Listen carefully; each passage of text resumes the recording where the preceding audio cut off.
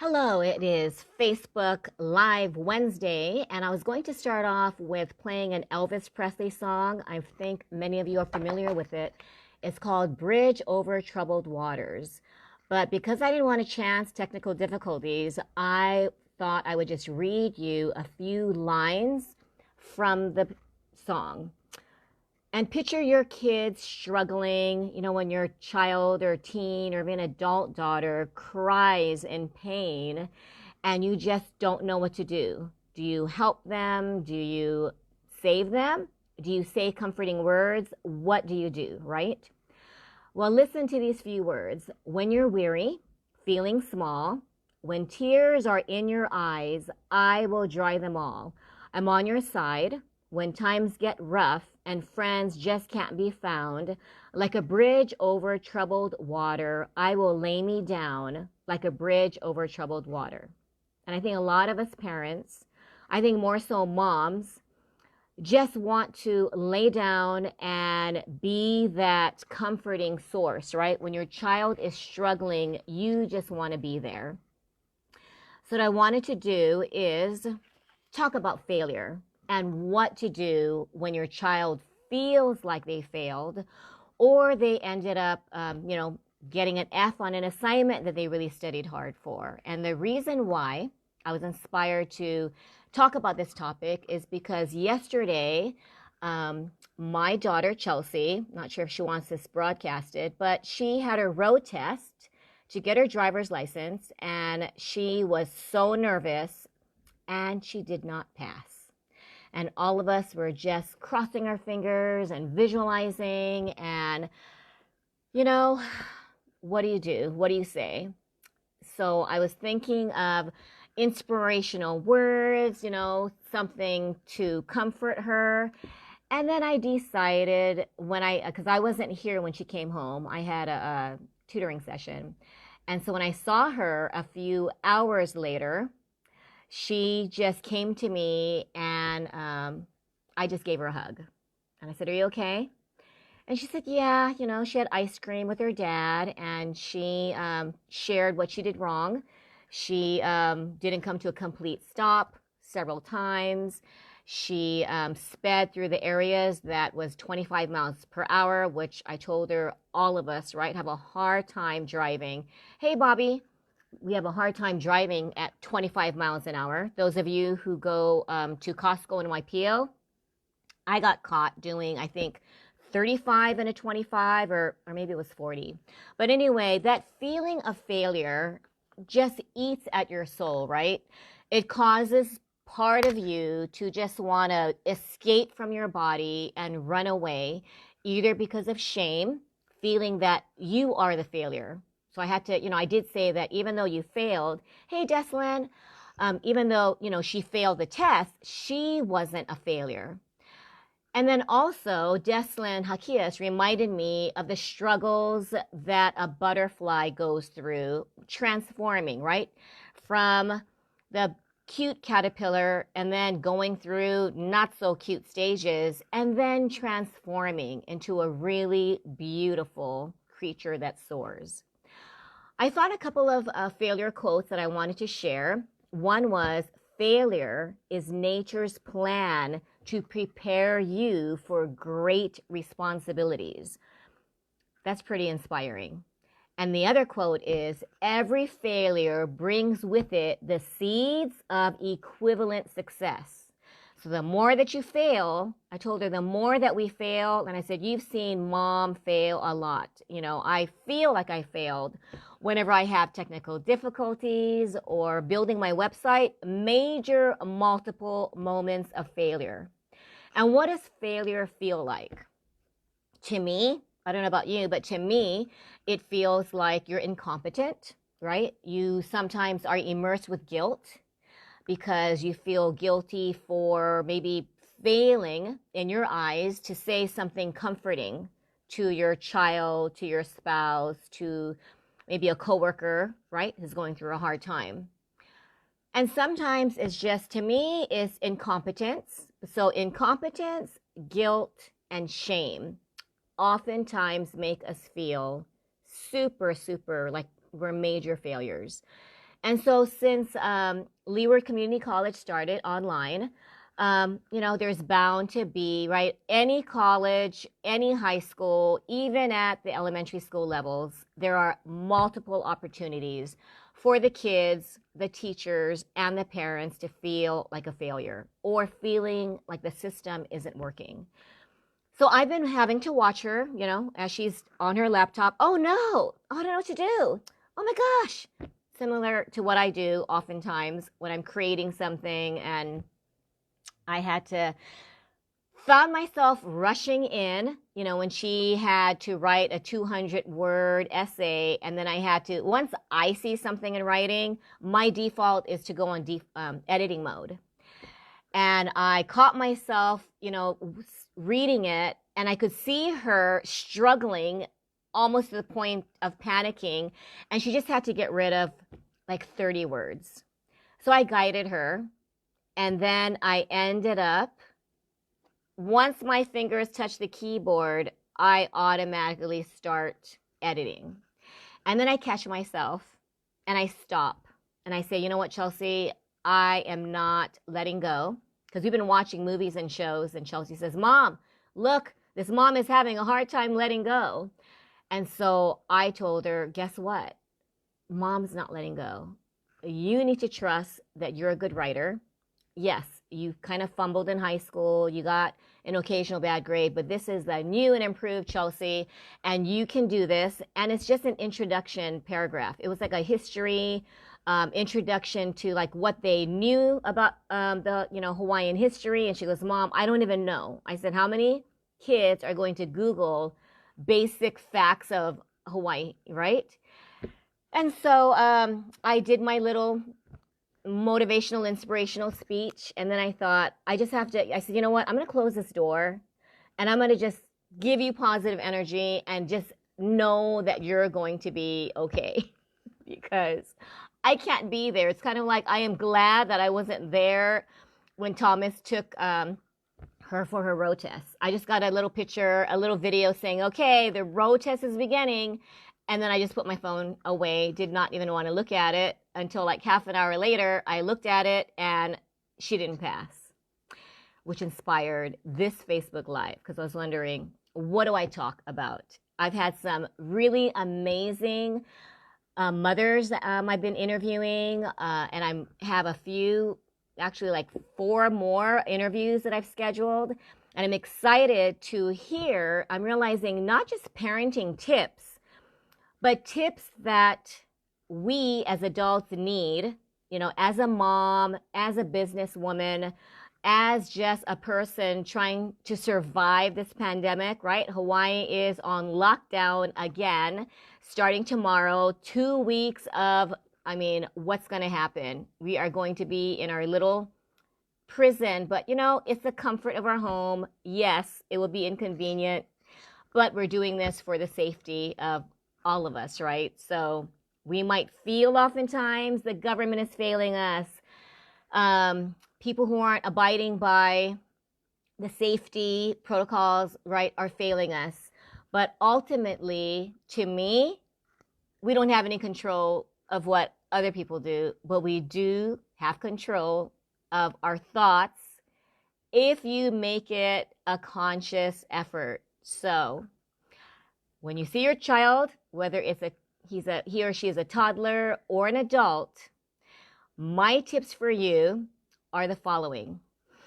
Take a deep breath, walk away from the situation. After you give your child a hug, if it's on the phone, just say, you know what? Gosh, it sounds like you're having a really hard time, right? Your child is crying and not knowing, like looking for answers, comfort, something from you as a parent. And you're at the other end of the line, or sometimes it's through a text, and you don't know what to say.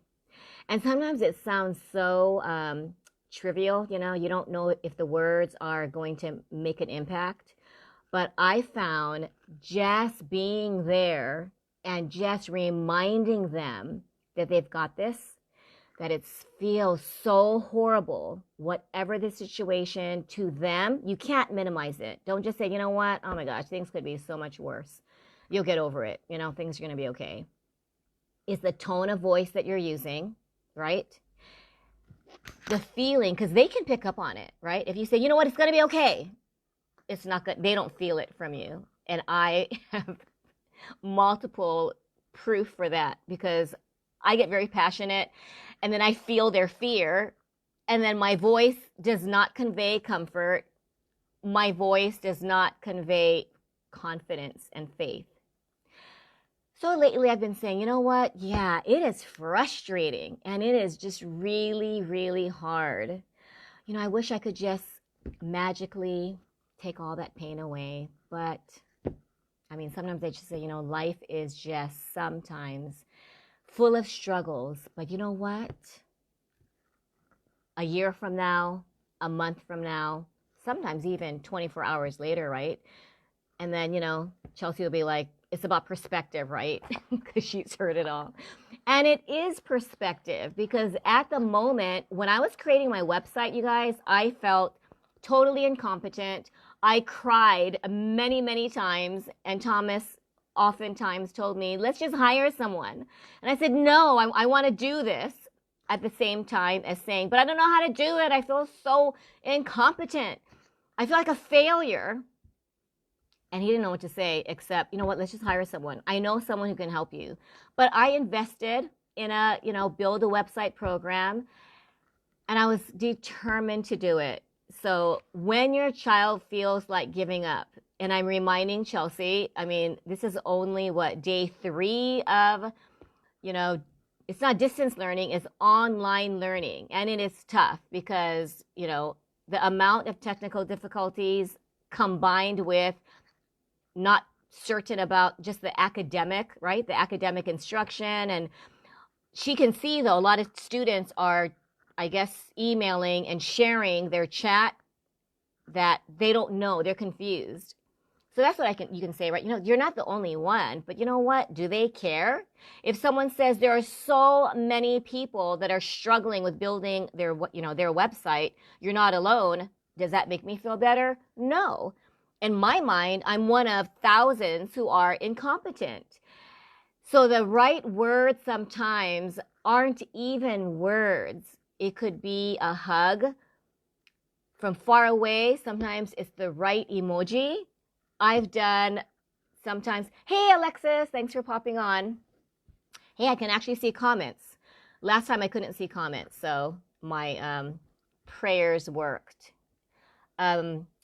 So Alexis, I was just talking about how to handle failure or how to handle watching your kids struggle and what to do. I know Alexis had a really great strategy whenever her daughter, right, if she wants to have like just a private talk with her mom without the dad in the picture, she says, Mom, can we go shopping? And they go for a drive, right? And they just have sometimes just a 10-minute conversation that can calm her daughter down. So sometimes with moms, guess what? I'm learning that just listening, sometimes that's all it takes, you guys. If you're a dad, just listen, shake your head.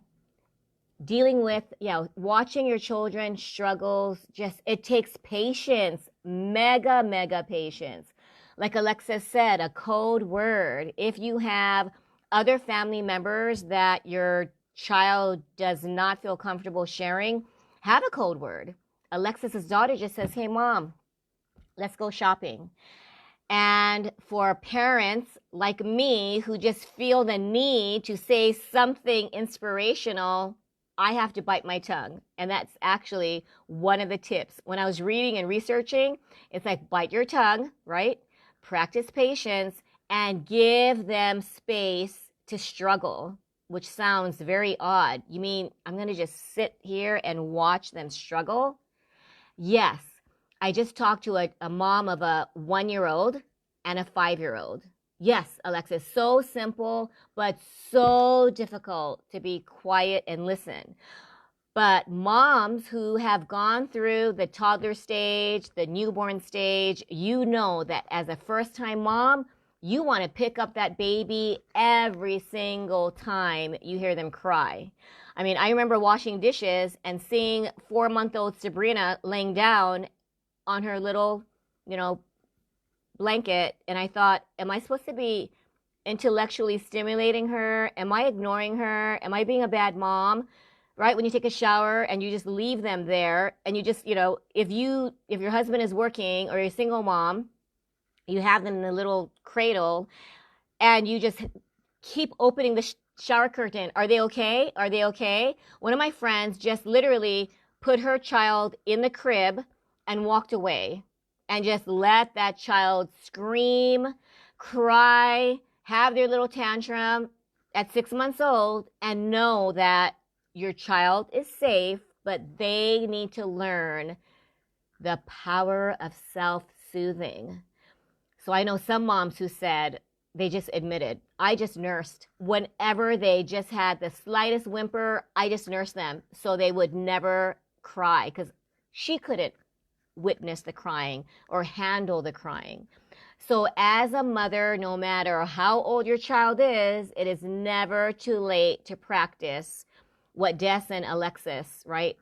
They're saying just perfect words, patience, right? And just letting them have their quiet space just to process and to experience the struggle. Because oftentimes when I was just worrying like crazy, within minutes, Chelsea would text me and say, okay, Mom, everything's fine. And I thought, I just spent 15 minutes of my time literally in a panic attack, wondering what I can do to fix it, right? Yes, like Alexa said, the struggle is so real because don't you often feel like you're the one struggling while you're watching your child struggle? It is the worst feeling of all. And I can't imagine. I'm so, Deslin, especially if we extroverts and care. Yeah, if we're extroverts, we care compassionately. We just jump in and want to soothe them and say the magic words and even fix it, right? So as an only child, who I always said I wasn't spoiled, I was just, extremely well taken care of. I decided when I have children, I refuse to spoil them. So if they forgot something at home, I did not drop it off. So Thomas, I remember, dropped off Sabrina's binder when she was in the 4th grade, and she knew that I wouldn't have done it. So she didn't even ask me. But she called her dad. Her dad dropped it off, and she just thanked him. He did it a couple times in high school. I think at Kamehameha School, she had this project that was, worth a lot of points. And I wasn't about to drive all the way. I know if you're on the mainland, all the way is, from Mililani to Kamehameha campus, Kapalama campus, maybe 20 minutes with traffic, possibly 30. I wasn't going to do that, not because of the inconvenience, because I wanted to teach my girls that sometimes stuff happens, right? You will not be saved by your mom, by your dad, by your boyfriend, by your no one. You will just have to struggle. So when Chelsea texts me and says, I forgot my water bottle, I'm thinking she's at a grocery store. She could always, buy a bottled water. Alexis, my husband helps me a lot when I'm in the fix-it mode or lecture mode and vice versa. We help each other out. Yes. So Thomas reminds me, you know what, Karen, step away. It's Chelsea's, right? It's Chelsea's opportunity to grow. And then I have to step in. Dad, she can, I'm sure she'll figure out how to reschedule her. She's going to have to schedule her renewal of her permit, right? Because her permit expires in October. Well, if her road test can't be scheduled until November or December, she is going to need to figure out how to get in, right? And you know how challenging just trying to get onto the DMV website and schedule stuff. I want to go in and say, you know what? Because right? As mom and dad, we can go in and fix it in a heartbeat, but we have to watch her. Sometimes the cries, sometimes that panicked feeling. And so I I just walk away and just say, Chelsea, I know you can do it. I can't witness this, so I just walk away. And it's the hardest thing to do, but I encourage all of us to really create this environment for your child so they do not lean on you for answers. Lean on you for support? Yes. Lean on you to fix it? Absolutely no. So that's my Facebook Live today. Just know the importance and the power of patience and the power of truly letting go. A little reminder, mom has got to let go. How do I let go without losing your sanity? Sometimes we can let go and lose our sanity, but my mission is to help parents, not just moms. I mean, I've had grandmas ask me questions lately. I've had aunties, people who don't have kids, but who have nieces and nephews. You guys are like mamas, right? Thanks, Alexis. I was just struggling to come up with a topic. And when Chelsea did not pass her road test, I thought, Chelsea, you just gave mom a great topic. You not passing your road test is an excellent, Facebook Live topic. And she just looks at me and she says yesterday on our night walk, I didn't realize that like all the stuff that I've gone through, I went through a lot of stuff and it seems like a lifetime ago. And I didn't realize like how helpful it would be. I said, yes. All that throwing up, all those panic attacks that both of us went through, right? Because every time she threw up in her sophomore year, I became nauseous. And it's almost like the umbilical cord was still attached. And moms of adult kids, and I've noticed that grandmas, you feel it too. If you're a grandma of a newborn grandchild that you can't visit because of this pandemic, and you can only see your grandchild through Zoom or FaceTime, and then you hear your children who are new parents struggle, and you're so far away, what do? Practice patience. Just give your child, whether adult or toddler, right? Space to just experience the struggle and know that they are in that really not so pretty phase of the butterfly and the cocoon and the chrysalis, right? All of that. But don't struggle, don't help them. Like, can you imagine if the mother chick kind of helped the egg crack so that their baby chick would hatch? They just watch it, right?